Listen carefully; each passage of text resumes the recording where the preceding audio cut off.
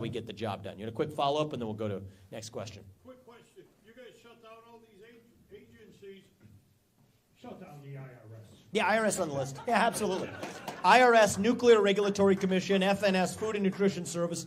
I mean, believe me, we're just getting started. For those of you guys who know Javier Milei, who that is, we're going to make him look like a moderate. He's the new president of Argentina, so we're just getting warmed up, my friend. Trust me. That's what we're getting in there to do. Sir, we'll come to you. I like your shirt. Thanks. Thanks for being here today. Quick question for you. The American dollar is really decreasing in value, and even under Republicans, federal debt has increased a lot. Yep. What's the solution? What's the next step? So I'll give you there's the bigger term solution is, how do we fight our national debt now? We kind of have like a blaring red light emergency. If the interest payments on our national debt become the largest line item in the federal budget, then we're in quicksand, right? Then we're done. That's the largest line item is the interest payments. You know when that happens? It happens in about 5 years. That's what gives me my sense of urgency here. We don't have the luxury of time. If we get to that point, I don't think we have a country left. That's where we are right now. So the short-term answer, I'll give you the emergency answer, then I'll give you the long-run answer. The emergency answer is this. The good news is I have a way to do this that will not involve cuts to Social Security or Medicare, which is what the rest of the Republican Party wants to do. Ship more money to Ukraine so you can cut your Social Security here in the name of fighting the national debt. No. Here's how we're going to do it. Get the oil and natural gas out from underneath our ground. Sell it. That instantly buys down about $8 trillion of our national debt. Then go to the next level.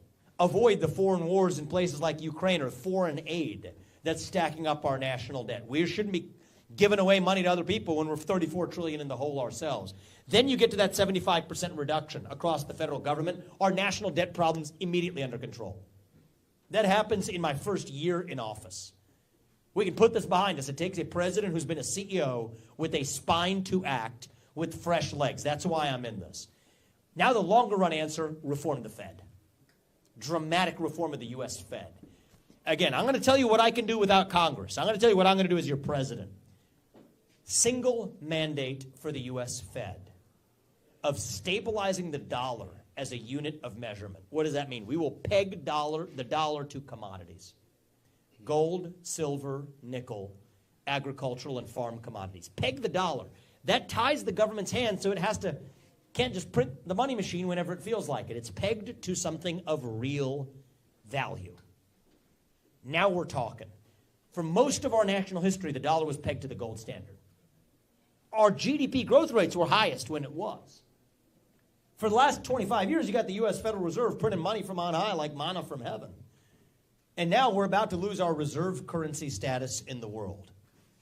Now BRICS, Brazil, Russia, India, China, South Korea are coming up with their own reserve currency that they're pegging to gold. That's going to take about 5 years to get to. I'm going to front run that, fix the problem right here as it is.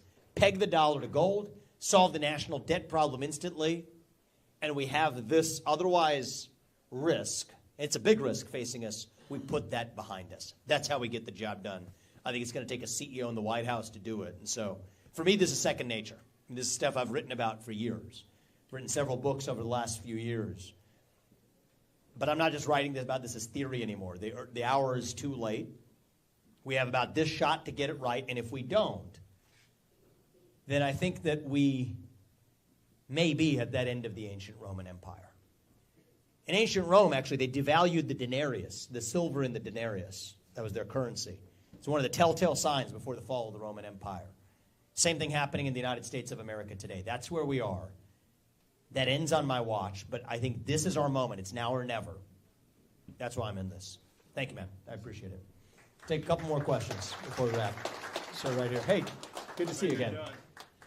I just got a question. You know, we've talked several times before, but I'm also out there in the community with the Republican Party and so forth, and I'm finding that a lot of people are just, well, when we grew up, we were worried about the Cold War, right? Russia nuking us nuking them, blah, blah, blah. The kids now are still worried about that even more. And all of a sudden, we're looking at war all over the world. We have Iran playing in the Red Sea and all this. The kids are getting up hope. angry. They're having mental problems and so forth, trying to deal with it. They can't sleep. They can't focus. At the same time, veterans, I know there's a lot of them in here just like myself who rely on the VA to go to get their health care and so forth. And they're waiting now months again because our doctors are being taken down to the border to take care of the illegal aliens. So now we're waiting 5, 6, 7 months, and veterans the suicide rate is increasing again. So everything has to trickle down. The point is that what are we going to do as a nation to finally unify? I was talking to our friend Marionette Miller, Congresswoman. She's in Jerusalem. I was talking to her the other night, and I said, they're over there trying to find out if our hostages are still alive and if there's any chance of getting them out. Not quite sure. I don't think it's going to happen. But anyway, the point is, all this stuff is getting really, really, really bad. We have to find a way where we can inspire the people and help our children sleep, help our veterans. The veterans here actually want to help out and be a part of the solution, but they aren't even being allowed to. I told her the other night, I said, you know what, we need another Reagan before we need another Lincoln. We need to unify this country, and no one has been able to do that. What do you propose? Thank you, Tim. I appreciate that. I appreciate your service to the country and everybody else in this room who you mentioned as veterans have served this country too. A country that doesn't stand for its own veterans isn't really a country. And yet today, and it's not just the 22 veterans a day they say are committing suicide. That number's closer to 40 today. Fentanyl and otherwise. On the streets, many homeless. So I've offered some very practical policies. First of all, to take care of our veterans. This is not partisan. We should be able to get this done instantly. Veterans deserve at least a 6-week paid decompression buffer after they come back from combat roles. That's minimum. PTSD goes down by 80% if we do that. They deserve privacy protections to be able to report their PTSD, which many don't today for fear of being tagged with the red flag law. Medical choice for veterans, essential. Schedule I drugs that they otherwise could be using as medical drugs through the VA. They don't have access to today. They're turning to fentanyl and worse. And so the way I think about this is they shouldn't have to drive 150 miles to get to the nearest VA. They should be able to get community-based medical care right where they are. I come from the private sector. In public companies in corporate America, you know who sets the pay of the CEO? The shareholders do. They decide who's hired and fired. I will restructure the VA to treat the veterans as the shareholders of the VA. Actually make the VA accountable to the people they're supposed to serve, not a bunch of migrants that are flooding that southern border. Once you affect people's pay and whether or not they keep their job or not, that's how you get that done. So that's part of standing for veterans. And by the way, anybody's military pay and anybody's veterans benefits will no longer be subject to federal taxation. I think that that's a base principle across the board. It doesn't make any sense otherwise. Now, how do we solve that deeper crisis of national pride that you ask about? Young people today, we're lost. I say we in some sense. I'm 38 years old. I'm the youngest person ever to run for U.S. president as a Republican. And I think what's going on in our generation is something deeper. We are lost. We are hungry for a cause. We're starved for purpose and meaning and identity. At a time in our history when the things that used to fill that void,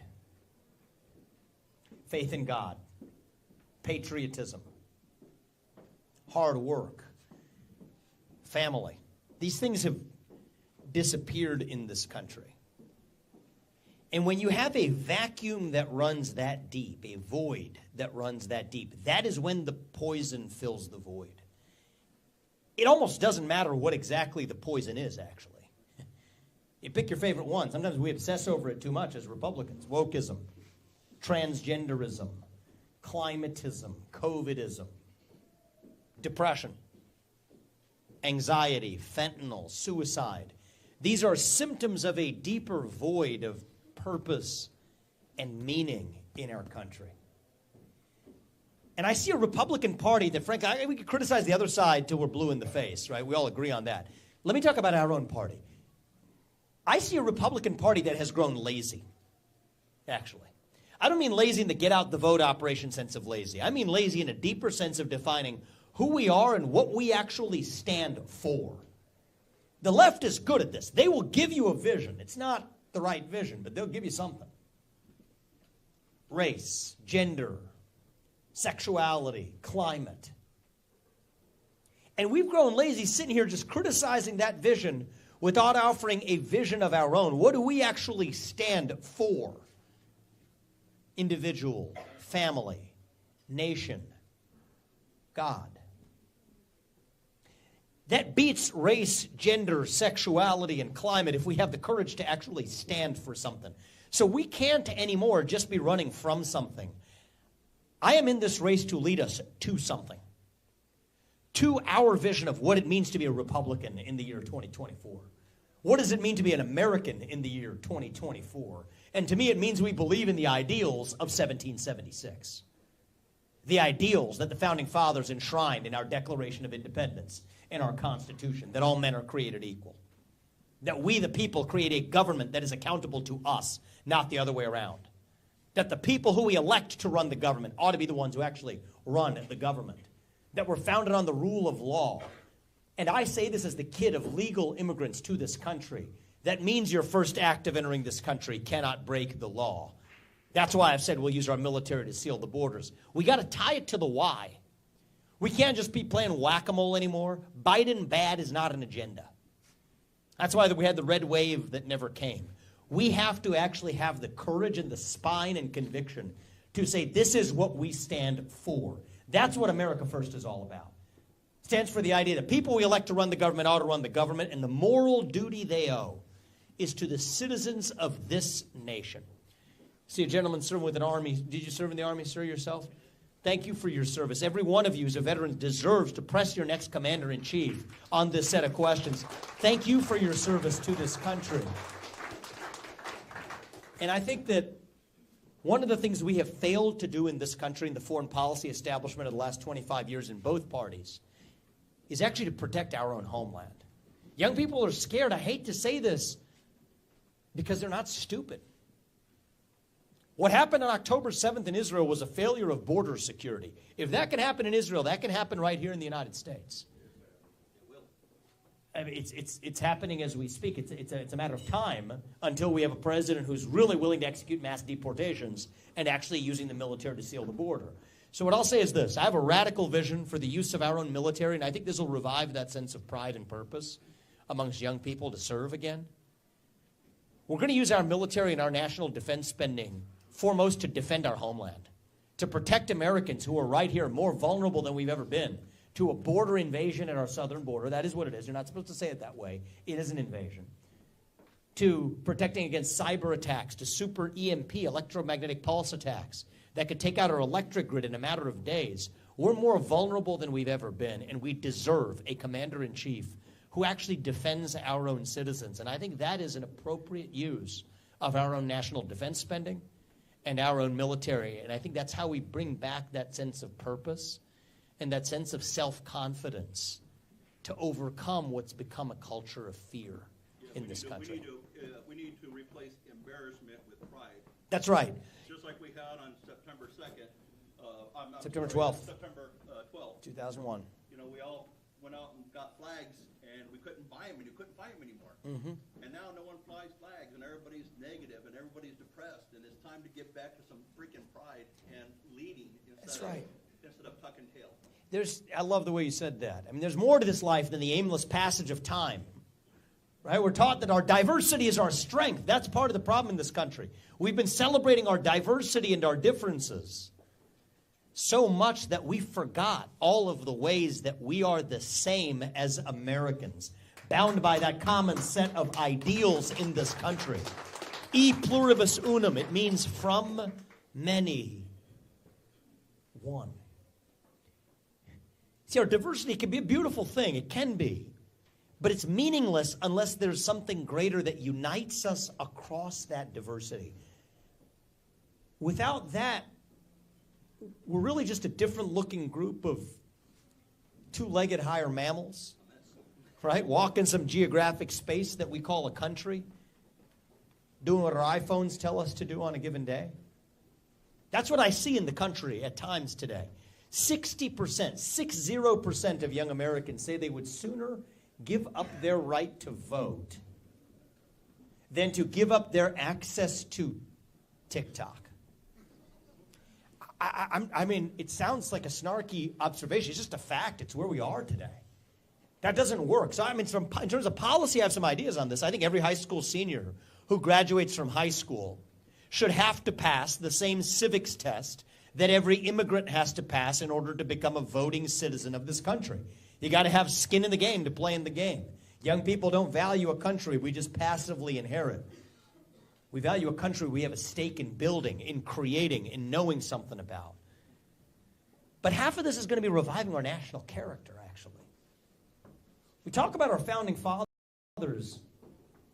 We got to remember the founding spirit of this country. Thomas Jefferson, 33, I told you, when he wrote the Declaration of Independence. He invented the swivel chair while he was at it. Benjamin Franklin, co-signer of that document, invented the bifocal spectacle. He actually was an inventor of the Franklin stove, the first lightning rod we got in this country. Amazing. This is Benjamin Franklin. Robert Livingston. He's actually, while an ambassador to France, he was also a co-signer of the Declaration of Independence, invented one of the main components of the steamship, the steamboat.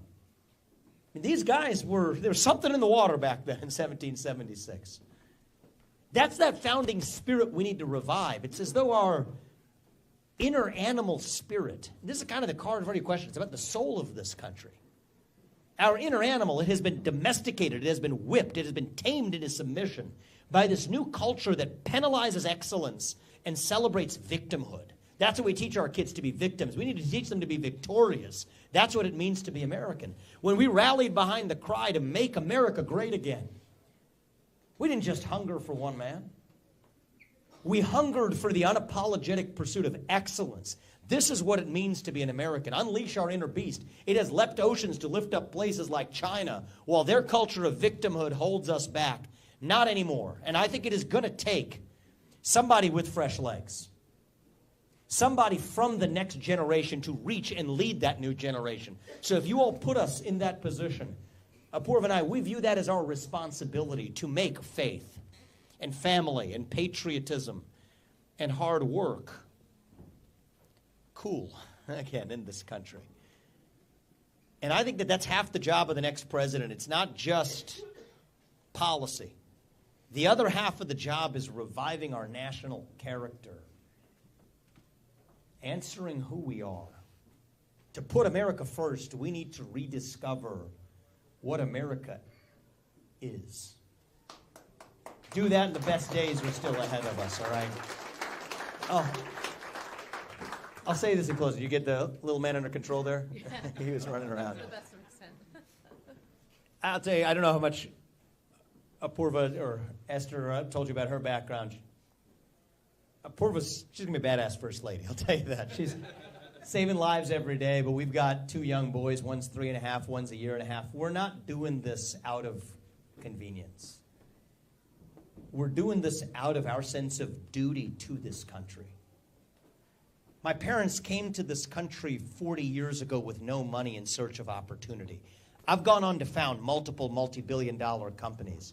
Apoorva's parents, very similar story. She's one of the best in the country at what she does, saving the lives of cancer survivors with throat surgery at the Ohio State Hospital. This is about saving the life of our country. I think this is our moment to do it. If our boys are in high school before we get this right, I don't think we have a country left. That's where we are. But I think that this is at the same time our moment to get this right. And if we do, we don't have to anymore be this nation in decline. We don't have to be, to your question earlier, we don't have to be at the end of the ancient Roman Empire. I think what George Washington would say, if he were alive today, if he were walking the American landscape, what would he tell us? I think he would say that as a nation right now, we are really just a little young, actually. Going through our own version of our adolescence. Figuring out who we're going to be when we grow up. I'm not going to be the guy who comes in here and tells you it's morning in America. I love Ronald Reagan. But I don't think Reagan would tell us that if he were alive today, because it's not morning in America. But it can be. I won't tell you what the political consultants advise us to say. The American dream is alive and well. It's not right now. It's alive and hanging on for life support. That's where we are. But it can be. And we're asking you to do your part to make it so. Every one of your votes at that Iowa caucus, it's like the equivalent of 1 million people in the impact it has on selecting the next president. So we're asking you, every one of you, to take 30 minutes of your time to save this country on January 15th. And I'm asking you for a little bit more than that. In the 2 weeks between now and next Monday, week from Monday, I'm asking you to tell 100 people, tell 10 people in this community who couldn't be here today about what we're talking about here too. Bring them to that Iowa caucus. And if you guys do your part, I'll tell you, the system isn't made for a guy like me to do this. A family like us to do this. Believe me. I can't even begin to tell you all the way it's stacked against us, but I'm not a victim either. We can do this because Iowa goes first. I think we're going to deliver a shock. I think we're going to win the Iowa caucus. And I think we're going to win it for the same reason we deliver the general election in a landslide. We're bringing new people and a new generation into our movement. And with your help, we can. So if you all do your part, and that's what we're asking you for, you all do your part in about 2 weeks. I promise you, Apurva and I and our family, we will do ours to make sure, not in some fake politician way, but in a true way, make sure that our country's best days are actually still ahead of us. Thank you for coming today, guys. God bless you and your families, and may God bless our United States of America. We will not stop. Thank you, guys. God bless you. Thank you. Thank you. Thank you. Thank you, guys. Thank you. Thank you. Thank you. We have time for some pictures, Charles? Yeah. We have time? No pictures.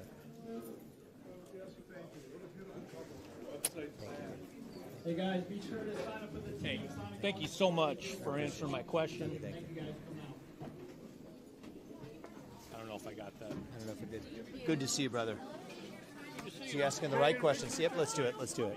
I don't know how that works. There you go. There you go. There we go. Here, do it this way. There you go. Oh, Good.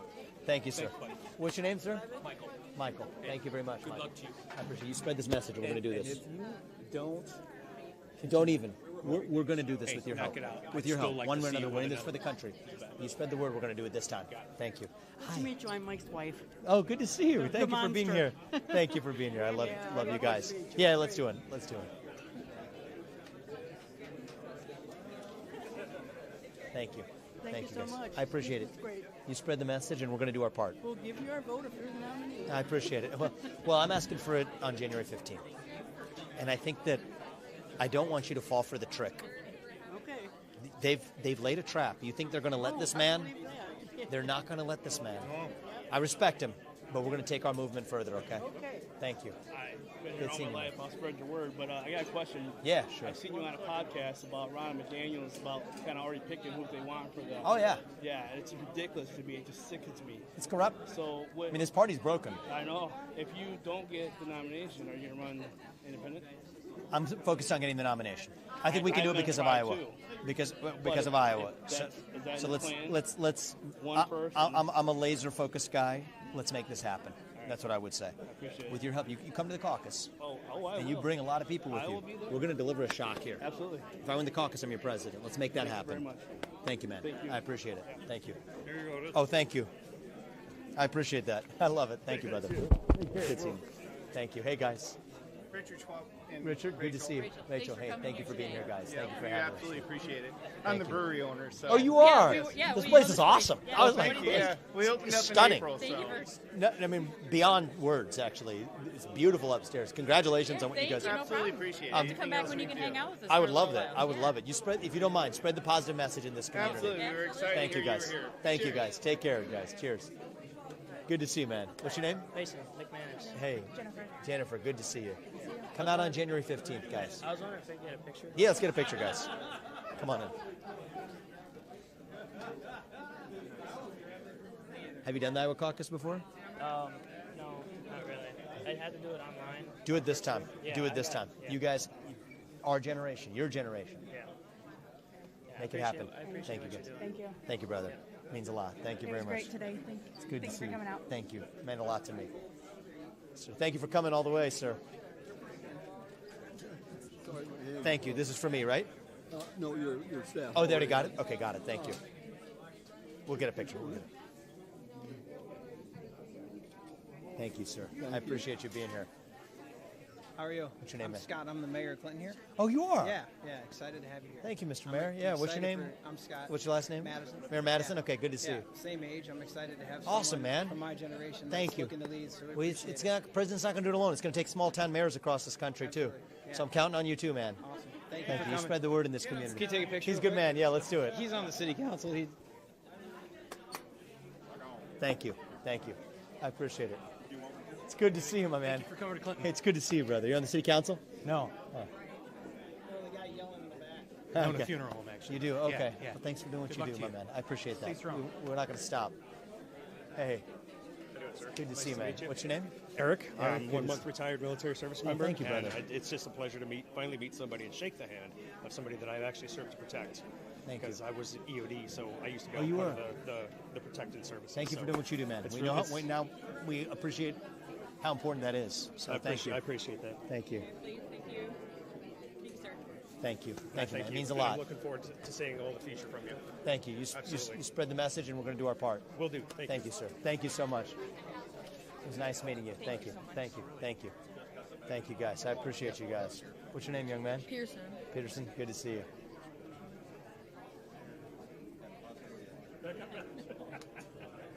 Thank you, man. Proud of you for being here. Nice Thank to meet you, Vivek. What's your name? Anthony. Anthony. Thank you for being here. Thank you. I appreciate it. Yeah. Thank you. He got one. Awesome. Yeah. Thank you. Thank you. What's your name? Beth. Beth. I'm a Thank you for teacher, being here. but also You are? farm. Oh, you And are? we're a Good for farm teachers family. and farmers. She's got a good question Hey, for you. good to see you. So, fourth generation farm family. Right. I want to know what you know about agriculture and how you plan to fight for the family farms. Well, look, I think the Farm Bill, a lot of that should be a no-brainer. What's in there? I think that food security in this country is essential. The WOTUS regulations, I think, are out of control. I think create a lot of uncertainty. And I didn't mention it today. I probably should have. I'm the only candidate who's dead set against this carbon capture pipeline using eminent domain to seize the land. Going to protect farmers. Start with protecting private property rights, and so that just gives you at least a taste for where my headspace is. Right. And trade.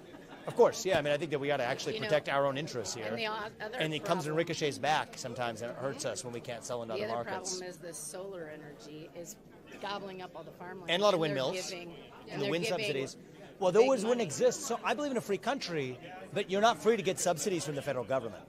Right, so that's what needs to end. End the crony capitalism. Yeah, let's do a quick one, and then they're going to take us out of here. But hopefully that answers your question, Yeah, thank at least for a taste for where I'm at. Hoping for the Thank best you. for you. Thank you, guys. Well, with your help, we'll get there. Yeah, Yep. sure. Okay, I work at Jewel, our Hy-Vee store and stuff. My big pet peeve is like people that get financial aid and stuff. Yeah, work requirements. They get the food that I can't even afford and stuff. I mean, there's- and without even attaching work requirements, we're going to end that. That's what Lyndon Johnson called the Great Society. It's the exact biggest misnomer we've had in our Yeah, history. because I even know people that get financial aid from No, Illinois and Iowa. It's ridiculous. They live here. But the people who follow the rules don't have a way to get ahead. So, work ethic, restore work requirements. That's where I'm at. I go with that. Thank you, man. I appreciate it. Thank you. Thank you, man. I Can we appreciate get a it. picture? Thank you. Bettendorf, is that where we're next? Okay, good to see you. Hi, good to see you. Good to see All right. It's not flashing. There it goes. There you go. Thank you, guys. I appreciate that. Thank you. I know you're busy. Thank you, guys. Oh, I could be here all day. They just dragged me to next Bettendorf. Thank you, man. Bettendorf's a good town, too. Yeah, I'm excited to go there. Hi there. Nice to meet It's you. good to meet you. Nice to meet you. It's good to meet you, my man. Thank you. Spread the message and come out to that Iowa caucus. Yeah, thank I you. appreciate Thank you you guys. so Thank much. you. Daughter and I get a quick picture Yeah, with we'll you? get a real quick one. Oh, Real quick thank one. you. Thank you. Kevin, come over here. Thank you, ladies. I appreciate it. Before getting this picture taken, I want to tell you it's so good to see an articulate candidate. Thank you, Someone man. who can Spread the speak. message and we're going to do this, all right? Thank you. Thank you, guys. want to get a quick picture with you. Oh, if I go get a could. quick one. Sure. Thanks for what you're doing. I wish I could convince my independent friends to listen to you. Well, we'll leave that to me. We'll get us to the general. I'll bring trying. him along with us. I promise you that, all right? Come to the caucus. Nonprofits and NGOs, we got to hold them accountable. Of course. They try to skate under the... Hey. Thank you, sir. I appreciate you taking care of us. Great first question, my man. I have We got some your back. others for you. We got your back, all right? You spread the message on that. You're asking the right questions, and I know that. So thank you, sir. Yeah, no problem. Thank you. After you, please. Yeah. I have to go slow. You go. Okay. Thank you, though. Good seeing you. Thank you. Spread the message in this community. It's good to meet your 100%. family. Thank you, guys.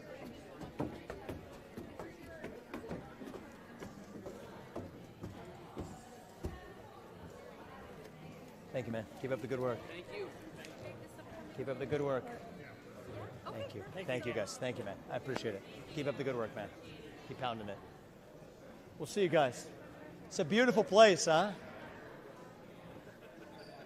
I love this. It's good to see you.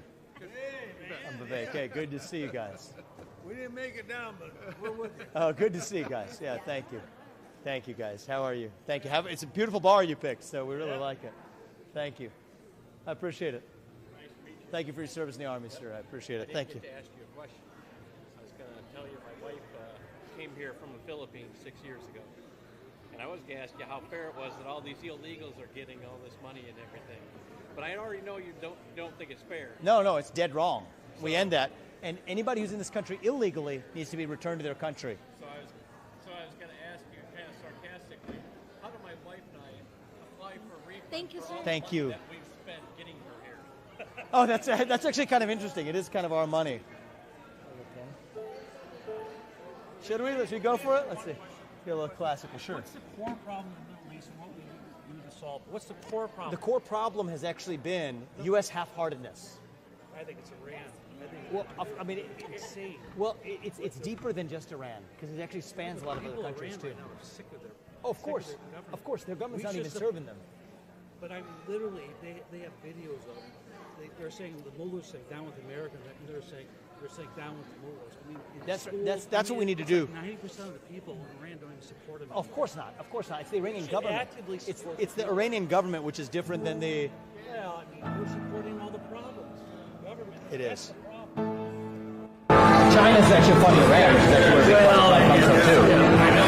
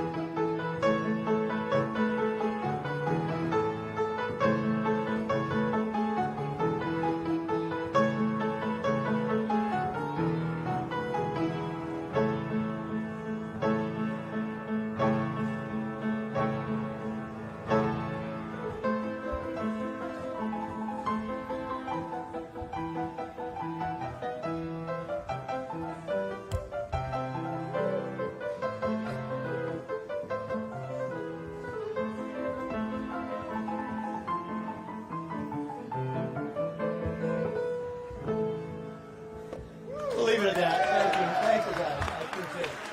That was a fun night. Thank you guys. I appreciate it. Give us a challenge. What's that? We can stay here all night, but we're going to Bettendorf for an event. Thank you, man. I appreciate it. Thank you. Thank you, man. I appreciate it. Get a picture of us? Please. We just happened to be having dinner. You're downstairs, man. You come down? Oh, yeah. Amazing. Good to see you Sit, guys. I'm sit. glad. I'm glad. Thank you, brother. Thank you, guys. Thank you, guys. We'll see you. Take care, brother. Thank you. Thank you, guys. I appreciate it. Thank you, guys. Thank you. Oh, yeah, we love the spot. We got the piano and everything here. Yeah, she's always the owners here. We got to take it with the background. Thank you so much. You really gotta say something, buddy. You spread the message. Thank you so much. Thank you, Good man. luck. Thank We you, really guys. appreciate you. Thank you, guys. Take care, guys. We'll see you guys.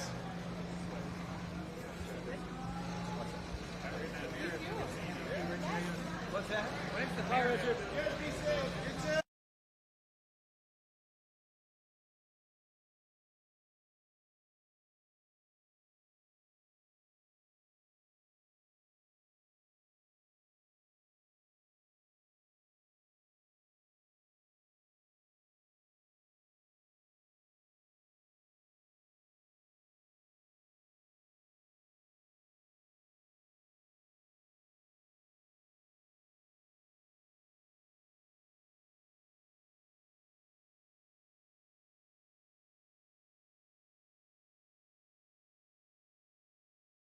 Congress, I think the U.S. President in his capacity as Commander-in-Chief can do it. Anybody who was forced out of or punished in the U.S. military for their unwillingness to abide by the vax mandate will be reinstated with full back pay 1.5 times X. That's on the policy we've already established. That's the answer. And 1.5x is because there's a rate of return to that. There's added losses. That puts, I'm not saying that rights the situation, but at least as we're putting the past behind us. And then there's a second issue embedded in what you described, which is a deeper issue in this country. It is the censorship of viewpoints on the internet. So the real danger to free speech today doesn't directly come from the government, actually. It comes from the government too, but where it really comes from is the government using private tech companies. Now, based on what you told me, I don't know if that's GoDaddy or anybody else, but the government using private tech companies to censor speech through the back door that the government could not censor directly through the front door under the Constitution. That is illegal behavior. They've tried to dupe us by saying, oh, no, this is just the decisions of private companies. Don't you Republicans believe in the free market? This used to be the mantra.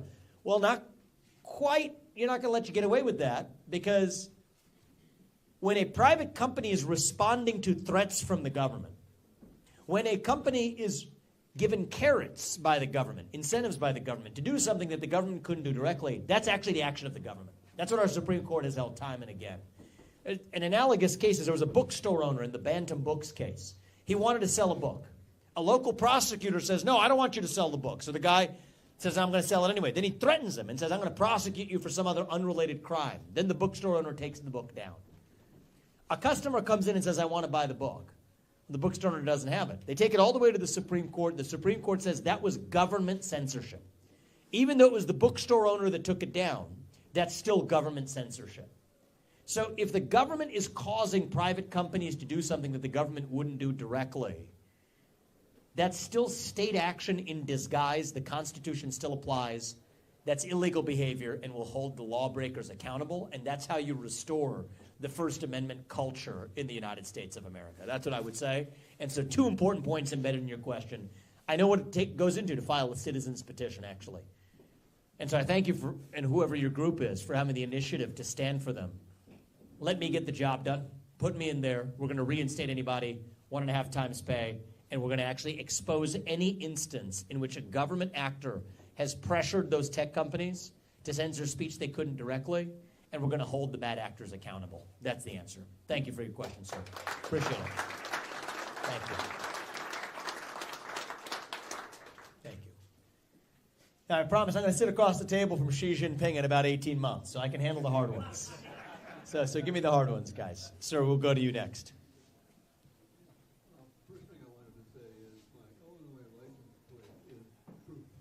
Oh, is that right? Yeah. Thank you. I appreciate that. And I came all the way here just so I could give you a list of things that I think you could do that would make this country better. And I have it with me. I'll give you a copy of it. Thank you. I'll be happy to receive that from you, sir. And thank you. And you stand for truth, especially in a state where they might do well to remember it. I appreciate that. You know, I want to tell you about my trip to Illinois for a second. I went to the south side of Chicago on this campaign. we lost our detour on the way to Davenport. No, I'm just kidding. You know, in all truth, we went there intentionally because actually it turned out that we found a lot more agreement with the people who came than expected. They're as pissed off at their mayor as the rest of this country is. What Lori Lightfoot previously had done to the country before the latest guy was as much of a travesty as you see in cities across this country. So it's a room about this many people in it, maybe 95% black, 150% Democrat is what I was told. But so we go in there, and then there's some areas where we have some disagreements. You know, got some questions about racial reparations. I disagree with that. We had some thoughtful exchanges, but there were strong disagreements. One woman actually, she asked a question, and she disapproved of my response. She walked straight out with her back to me, and that was fine. Uniting this country is not going to be an easy task, and it starts with truth. But what we found by the end was that they were converting South Shore High School into an encampment for migrants illegally in this country $7,000 per migrant per month is how much it costs to put them up there. Converting their local high school in the inner city of Chicago to host them for it. So the people in that community were rightly asking, well, what about me? And so I have never been in a room quite as much as that one that was in favor of my own policy to say, yes, as your next commander-in-chief, I will use our own military to secure our own southern border and our northern border, too. That's what it means to stand for the rule of law. We found that common cause on the south side of Chicago. Then somebody raised his hand and asked me, why are we sending $100 billion of our money to Ukraine when we don't have sneakers and baby formula right here in Chicago, but we are making them available to migrants? And so the lesson of that story for me was, our America First movement, it goes beyond black versus white and even traditional Republican versus traditional Democrat. This is deeper than that. We have an opportunity to deliver a landslide election, a moral mandate in 2024. You don't hear me on the campaign trail generally sitting here bashing Joe Biden, in part because I don't think there's any point to it, really. He's not really the president, and he's not really anything other than a puppet for the managerial class. So forget the usual partisan sloganeering, and let's get to the root cause of what advances our shared American interests. We stand for truth. You ask most people in this country, do they agree with us on the 10 truths in this campaign? God is real. That there are two genders. Never thought I'd have to say that one out loud. It's controversial today. That fossil fuels are a requirement for human prosperity. That reverse racism is racism. That an open border is not a border. That parents should determine the education of their children. That the nuclear family, it isn't a bad word, it's the greatest form of governance known to mankind. Capitalism is a good system to lift us up from poverty. There's 3 branches of government in the United States, not 4. Our Constitution, it is the strongest and greatest guarantor of freedom in human history. I think if you ask most people in this country, they agree on those things. These things are true. From Des Moines to Davenport to even Illinois. I think most of us in this country agree these things to be true. And that's why I see an opportunity to, dare I say it, reunite this country, not by compromising on our principles, but by being uncompromising about the principles that actually unite all of us as Americans. And so thank you for making the drive, and I would love to, if it receive that from you afterwards, and I give you my promise, I'll read it on our next bus ride to the next stop. Thank you, sir. I appreciate it. Right over here, sir. We'll go here and then here. So I'm curious, as we watch the news and we see another 35,000 making their migration up to our southern border. Yep. What are you going to do? So let's just go straight from south upwards. It actually starts south of our own southern border. We should not give another dime of our taxpayer money to Central America or Mexico. To the contrary, we need to demand that each of those countries, all the way from Venezuela to the southern border of Texas, every one of those countries builds a border barricade on their own country's border. That stops the flow all the way through Central America. Now, on our own southern border, of course, build the wall. I don't say build the wall, build both walls. We need it on the northern border, too. But I would move our own military to our own southern border. That's something the next U.S. president can do. Then we have that sealed. I've been there. I've seen it. It's not like what you imagine. This is a technically solvable problem. It's a challenge of will. Then you get to the best border policies of all.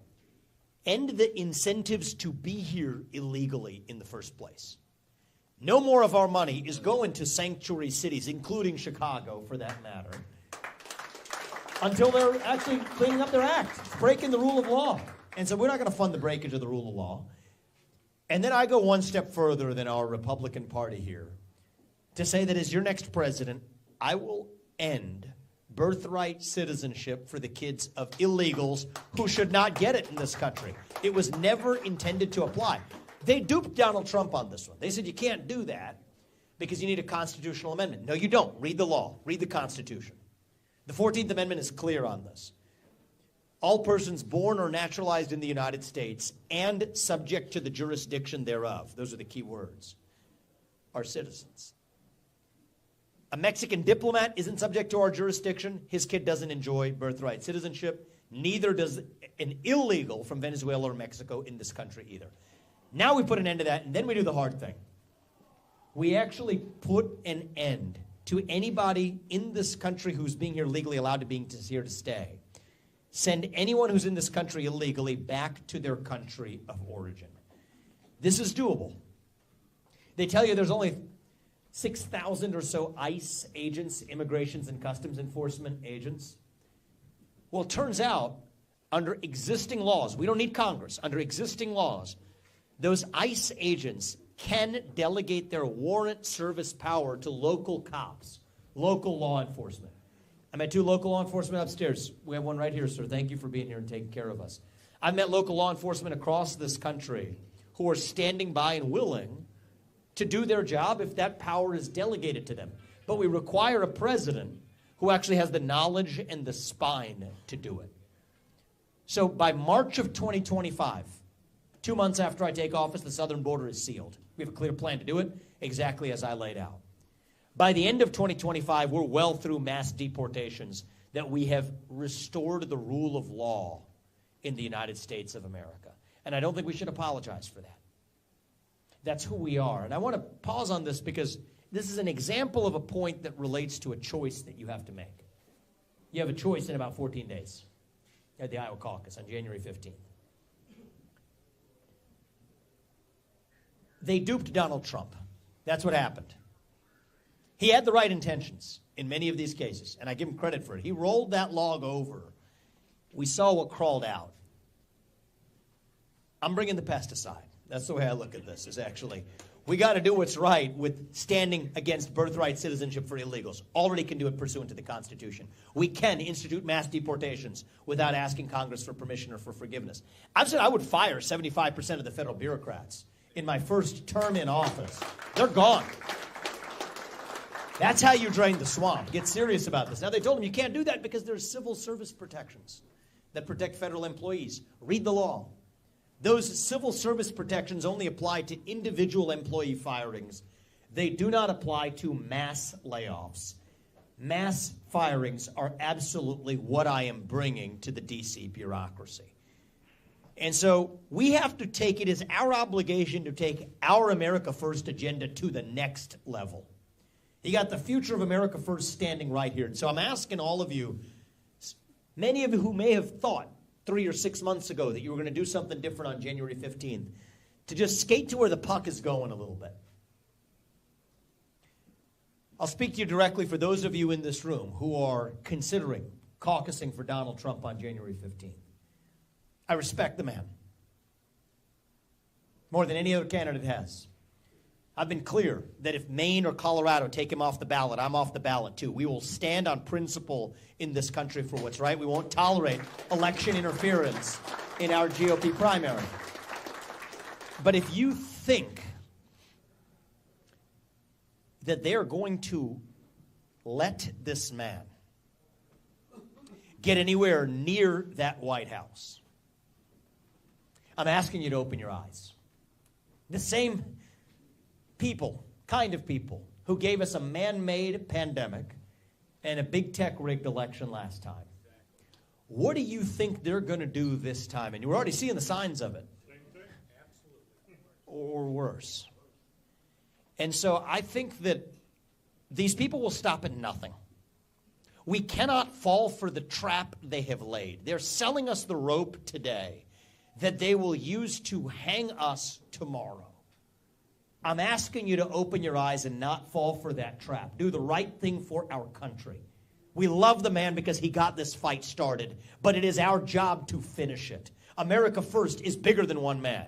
It's bigger than Donald Trump. It's bigger than me. It belongs to you, the people of this country. It didn't start in 2016. It started in 1776. George Washington was the first America First conservative. We owe it to him and our founding fathers to get this right for the next 250 years. That's why I'm in this. We'll give it to you, sir. Test, okay. All right. How do I word this? How would you get rid of the deep state? And if you got rid of the deep state, they would also be getting rid of the swamp, right? Or Oh yeah, those are the same different terms, same concept. But the swamp is politicians, deep state. You got the lobbyists that are paying these politicians. And the bureaucrats, yeah. Yeah. So, and the second part of my question, I would love to see Congress have term limits. Is it possible? So I'll tell you how. For a president just to write an executive order and say it's it? Because if you have Congress vote on it, they're going to give themselves job security. You're hovering right over the target, my friend. So let me answer both those questions. They kind of go together. So let me tell you about what the president can do. The president runs the executive branch of the government. That's what Article 2 of the Constitution says. Well, I know that if somebody works for you, I've been a CEO. I don't know if you guys are mostly familiar with my background or otherwise. I'm a businessman. I'm not a politician. But I can tell you, as a CEO, if somebody works for you and you can't fire them, that means they don't work for you. It means you work for them because you're responsible for what they do without any authority to change it. That's how it works today. Millions of federal bureaucrats report in nominally to the U.S. president, but he's just a figurehead. That changes on my watch. As I alluded to earlier, we'll have 75% mass firings. 50% of it we get done in the first day. You want to just take the first step of the jackhammer, it could look something like this. If you're a federal bureaucrat in that swamp, your Social Security number is in an odd number, you're out. If it's an even number, you're in. Boom. Day 2, it's half its size. Not a thing is going to break. The sun will still rise in the east and set in the west. Then you bring the chisel out. Shut down agencies that shouldn't exist. Shut down the FBI. Shut down the ATF. Shut down the CDC. Shut down the U.S. Department of Education. You have to shut them down. That, too, the president has the authority to do because it sits under the executive branch of government. And we'll reorganize that. I just want to just make this point. That might sound scary to some people. Do we not have federal law enforcement? No, we actually will improve federal law enforcement. The FBI has 35,000 employees. 20,000 of them are in back office functions at the J. Edgar Hoover building. That's what they still call it, the J. Edgar Hoover building. They're going to go home and find honest work. The 15,000 cops on the front lines, we will move them to the U.S. Marshals, to the DEA, both of which have been far more effective at fighting child sex trafficking rings or the fentanyl epidemic in this country. Same thing with respect to the Department of Education. Is it because I'm anti-education? No, I'm pro-education. Move that $80 billion to parents across this country who get to choose where they send their kids to school. This is how you drain the swamp. Now, the term limit I'm going to implement as president by executive action is the term limit for those bureaucrats, because that's in the executive branch. So my rule is this. If I can't work for you as your next president for more than 8 years, which I think is a good thing, then neither should any of those federal bureaucrats reporting into me either. 8-year term limits for the bureaucracy instead of civil service protections. That's how you drain the swamp in the deep state. For Congress, the conventional wisdom is you require a constitutional amendment. And that would never work for the reason you mentioned, because it requires 75% of the congressmen and senators to vote for term limiting themselves, which means they're not going to collect their paycheck. So I'm a business guy. I believe in working within the incentives that you have. And I can't believe nobody else has ever offered this, to my knowledge, in the Republican Party before. Here's how you get it done. I don't love it, but here's how I'm going to do it. We will say, if you're there, we'll grandfather you in. But whoever comes after you, we're going to make that the law of the land today. All of them would then vote for it because it's wildly popular. And then you take their self-interest out of the equation. By the way, that's also how you're going to ever ban trading by congressmen in stocks. I've talked to these people. These people are amazing, but they have no shame. They have no sense of they'll defend what is their right to be trading individual stocks. The only place that rule isn't popular is in Congress. There's a ban on that. Again, you do the same thing. You grandfather them in, but say it applies to the people who come after you. That's how you get it in there. So it takes a president who understands how to do this. This is how you drain the swamp. Mass firings, 8-year term limits for the bureaucracy, shut down agencies that shouldn't exist, and then use my method to bring term limits to Congress. That's how we get the job done. You want a quick follow-up, and then we'll go to next question. Quick question. You guys shut down all these agencies. Shut down the IRS. Yeah, IRS on the list. Yeah, absolutely. IRS, Nuclear Regulatory Commission, FNS, Food and Nutrition Service. I mean, believe me, we're just getting started. For those of you guys who know Javier Milei, who that is, we're going to make him look like a moderate. He's the new president of Argentina, so we're just getting warmed up, my friend. Trust me. That's what we're getting in there to do. Sir, we'll come to you. I like your shirt. Thanks. Thanks for being here today. Quick question for you. The American dollar is really decreasing in value, and even under Republicans, federal debt has increased a lot. Yep. What's the solution? What's the next step? So I'll give you there's the bigger term solution is, how do we fight our national debt now? We kind of have like a blaring red light emergency. If the interest payments on our national debt become the largest line item in the federal budget, then we're in quicksand, right? Then we're done. That's the largest line item is the interest payments. You know when that happens? It happens in about 5 years. That's what gives me my sense of urgency here. We don't have the luxury of time. If we get to that point, I don't think we have a country left. That's where we are right now.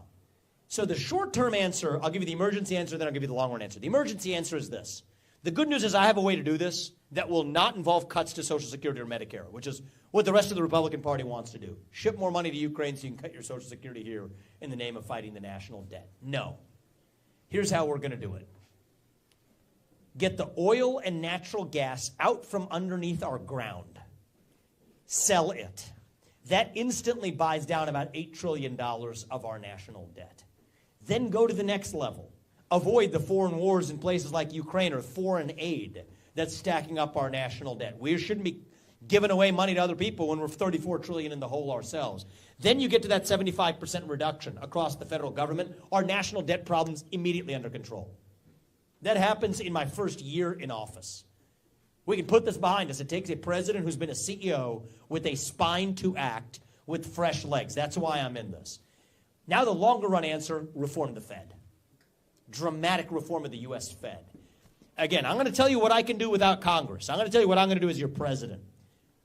Single mandate for the U.S. Fed of stabilizing the dollar as a unit of measurement. What does that mean? We will peg the dollar to commodities. Gold, silver, nickel, agricultural and farm commodities. Peg the dollar. That ties the government's hands so it can't just print the money machine whenever it feels like it. It's pegged to something of real value. Now we're talking. For most of our national history, the dollar was pegged to the gold standard. Our GDP growth rates were highest when it was. For the last 25 years, you got the U.S. Federal Reserve printing money from on high like manna from heaven. And now we're about to lose our reserve currency status in the world. Now BRICS, Brazil, Russia, India, China, South Korea, are coming up with their own reserve currency that they're pegging to gold. That's going to take about 5 years to get to. I'm going to front run that, fix the problem right here as it is. Peg the dollar to gold, solve the national debt problem instantly, and we have this otherwise risk. It's a big risk facing us. We put that behind us. That's how we get the job done. I think it's going to take a CEO in the White House to do it. And so, for me, this is second nature. This is stuff I've written about for years. I've written several books over the last few years. But I'm not just writing about this as theory anymore. The hour is too late. We have about this shot to get it right, and if we don't, then I think that we may be at that end of the ancient Roman Empire. In ancient Rome, actually, they devalued the denarius, the silver in the denarius. That was their currency. It's one of the telltale signs before the fall of the Roman Empire. Same thing happening in the United States of America today. That's where we are. That ends on my watch, but I think this is our moment. It's now or never. That's why I'm in this. Thank you, man. I appreciate it. Take a couple more questions before we wrap. So right here. Hey, good to see you again. I just got a question. We've talked several times before, but I'm also out there in the community with the Republican Party and so forth, and I'm finding that a lot of people are just, well, when we grew up, we were worried about the Cold War, right? Russia nuking us nuking them, blah, blah, blah.